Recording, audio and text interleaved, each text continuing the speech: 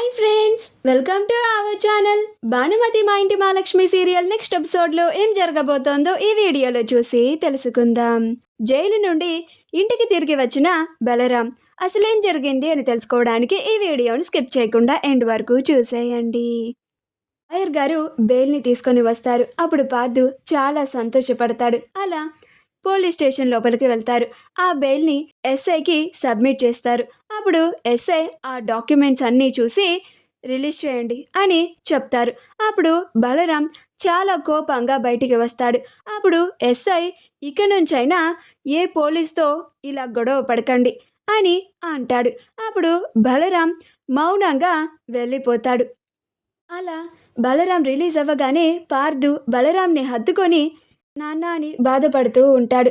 దుర్గా కూడా అన్నయ్య అని బాధపడుతూ ఉంటాడు. సూరి కూడా బావా అని బాధపడుతూ ఉంటాడు. ఆ తరువాత బలరాంని తీసుకొని అందరూ ఇంటికి వస్తారు. ఈ విషయం కోటికి తెలుస్తుంది.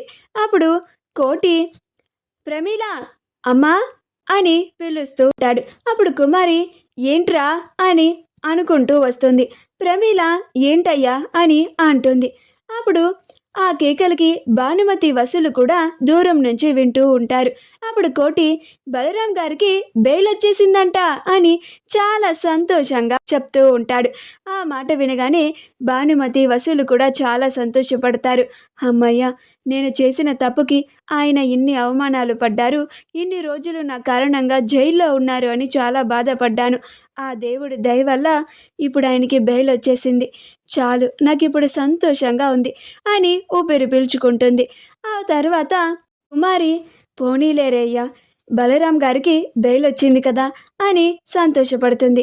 అప్పుడు కోటి బలరాం గారు ఇంటికి వెళ్ళిపోయిన తరువాత నేను ఆయన్ని కలిసి ఆయన్ని కాళ్ళ వేళ్ళైనా పట్టుకుని బ్రతిమిలాడైనా సరే తిరిగి మళ్ళీ పెళ్ళి జరిపిస్తాను. ఇప్పుడు ఆగిపోయిన పెళ్లి పనులని మళ్ళీ మొదలు పెట్టేలాగా చేస్తాను. ఇప్పుడే నేను వెళ్ళి బలరాం గారితో మాట్లాడి వస్తాను అని అంటాడు. ఆ మాట వినగానే కుమారి నాకు ఈ మాట వినగానే చాలా సంతోషంగా ఉందిరా కోటి, నువ్వు ముందు ఆ పనిలో ఉండు.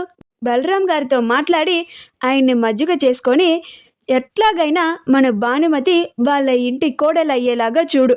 అప్పుడే మనకి చాలా మంచి రోజులు వస్తాయి అని అంటుంది.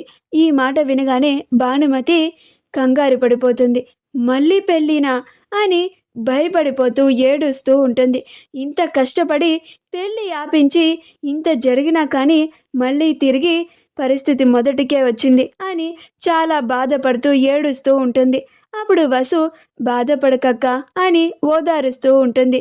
కానీ ప్రమీల మాత్రం వాళ్ళు ఖచ్చితంగా భానుమతిని వాళ్ళ ఇంటి కోడలుగా చేసుకోవడానికి అస్సలు ఒప్పుకోరు అనే ఆలోచిస్తూ ఉంటుంది.